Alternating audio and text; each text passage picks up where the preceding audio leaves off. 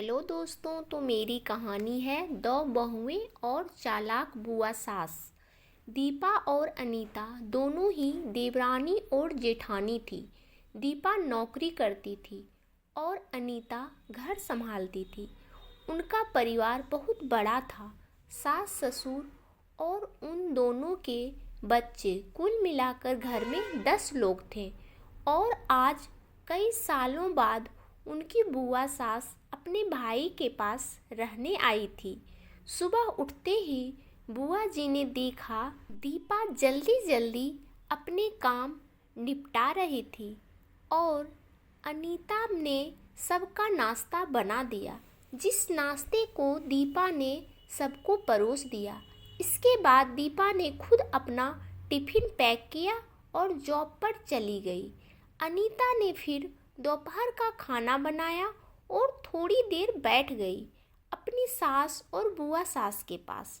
बुआ सास से रहा नहीं गया और अनीता से बोली कि छोटी बहू, तेरी जेठानी दीपा तुझ पर बड़ा हुक्म चलाती है। सुबह से देख रही हूँ रसोई घर में तू ही लगी हुई है और वो महारानी दिखावा करने के लिए सबको नाश्ता परोस रही थी जिसे उसी ने बनाया हो। ये सुनते ही अनीता ने अपनी बुआ सास की तरफ देखा और बड़ी प्यार से कहा, नहीं, ऐसी बात नहीं है बुआ जी, दीपा बहुत ही अच्छी है। बुआ बोली, तू बहुत भोली है अनीता, पर मैं सब समझती हूँ। इतनी बूढ़ी मैं ऐसे ही नहीं हुई। अनीता से अब रहा नहीं गया और वो बोली कि बुआ जी, आपको दीपा दीदी का बाकी सबको नाश्ता परोसना दिखा, मगर आपको ये नहीं पता कि उन्होंने मुझे डांट कर सबसे पहले नाश्ता करवाया, फिर चाय पिलाई और वो रोज़ ही मुझे सबसे पहले ही नाश्ता करवा देती है, वरना सबका नाश्ता बनाते तो मैं नाश्ता ही ना कर पाऊँ। वो मेरा कितना ख्याल रखती हैं। दो बहुएं और चालाक बुआ सास। दीदी सुबह जल्दी उठकर मंदिर की सफाई करके फूल सजाकर रखती है और वो मुझे खुद से 1 घंटा लेट उठने को कहती है, क्योंकि मुझे उठते ही नहाकर सीधा रसोई में ही जाना पड़ता है। शाम को ऑफिस से आते वक्त दीदी बाज़ार से सब्जियां भी लेकर आती है, क्योंकि हमारे हस्बैंड रात को लेट हो जाते हैं और दीपा दीदी ने सासू माँ को बाज़ार जाने के लिए मना किया है, क्योंकि माँ जी अब 60 साल से ऊपर की हो चुकी हैं। कहीं बाज़ार जाते समय उन्हें तकलीफ़ ना हो जाए, वैसे भी उन्हें घुटनों की परेशानी है और जब माँ जी को घूमने का मन होता है तो दीपा दीदी छुट्टी करके खुद उनको घुमाने लेकर जाती है। और हाँ बुआ जी, दीपा दीदी रोज़ शाम को आकर खाना बनाने में मेरी खूब मदद करती है, चाहे वो कितनी भी थकी हुई क्यों ना हो। वो मेरी जेठानी ज़रूर हैं, मगर वो मुझे अपनी छोटी बहन ही मानती हैं और मैं उन्हें बड़ी बहन मानती हूँ। ये सब सुनते ही बुआ चुप हो गई। शायद उसकी चुगली अनीता के आगे फैल हो चुकी थी।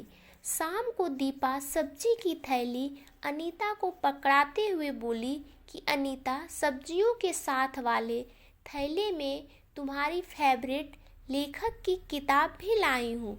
ये सुनकर अनीता खुश हो गई और बोली, थैंक्स दीदी। अनीता सब्जी की थैली किचन में रखी और किताब रखने अपने कमरे में चली गई। तभी बुआ जी ने दीपा को आवाज़ दी, बड़ी बहू, जरा इधर यहाँ आना। दीपा बोली, जी बुआ जी। तभी बुआ बोली कि तुम इतनी मेहनत करके कमाती हो और ऐसे ही फालतू किताबें खरीद कर पैसों की बर्बादी कर रही हो, वो भी अपनी देवरानी के लिए।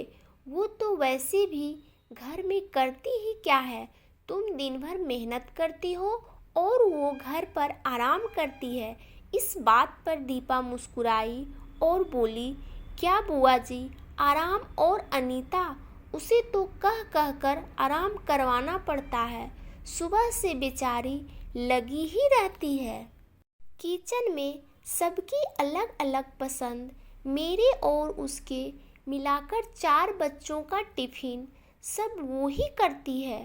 फिर भी उसके चेहरे पर हमेशा एक सुंदर सी मुस्कान ही रहती है। सुबह की चाय पीने का भी समय नहीं रहता उसे, और जब दोपहर बच्चे आते हैं फिर उनका खाना, उनकी पढ़ाई सब वही देखती है।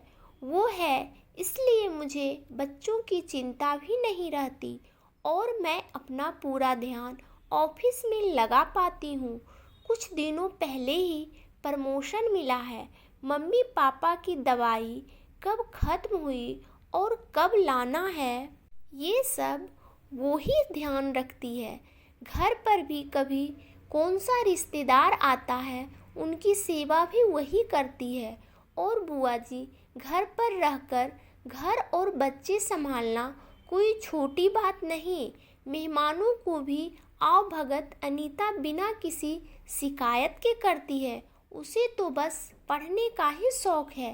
फिर क्या मैं अपनी छोटी बहन की छोटी सी इच्छा भी पूरी नहीं करूँगी? अगर उसकी इच्छा मैं पूरी नहीं करूँगी तो कौन करेगा? अब तो बुआ की पूरी तरह से ही बोलती बंद हो चुकी थी। फिर दीपा भी अपने कमरे में चली गई। ये सारी बातें दीपा की सास पीछे खड़ी हुई सुन रही थी। वो बुआ के पास आकर बोली कि जीजी, ये दोनों देवरानी जेठानी जरूर हैं, मगर इनका प्रेम 2 सगी बहनों से भी ज़्यादा बढ़कर है। ये दोनों ही एक दूसरे का अधूरापन पूरा करती हैं। मेरे घर की मजबूत नींव है ये दोनों। पहले मैं भी एक बुरी सास थी और हमेशा ही मैं इनको लड़ाने की ही सोचती थी, लेकिन इनके प्रेम के आगे मैं भी पिघल गई।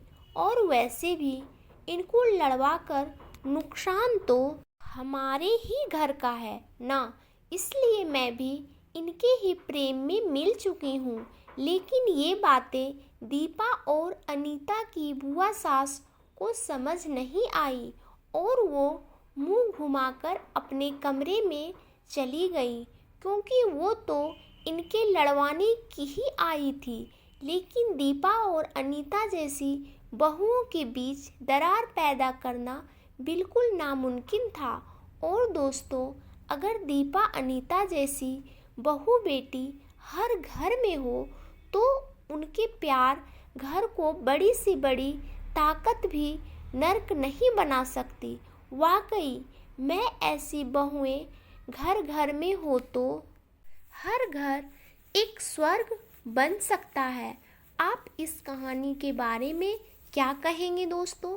आपको ये कहानी कैसी लगी? नीचे कमेंट करके हमें ज़रूर बताइएगा। अगर आपको ये कहानी पसंद आई हो तो अपने दोस्तों के साथ ज़रूर शेयर करें और ऐसी ही प्यारी कहानियाँ सुनने के लिए हमारे YouTube चैनल से जुड़ें। और दोस्तों, अगर आपको ये कहानी अच्छी लगी हो तो इस कहानी को लाइक कर दीजिएगा, चैनल को सब्सक्राइब कर दीजिएगा। धन्यवाद दोस्तों।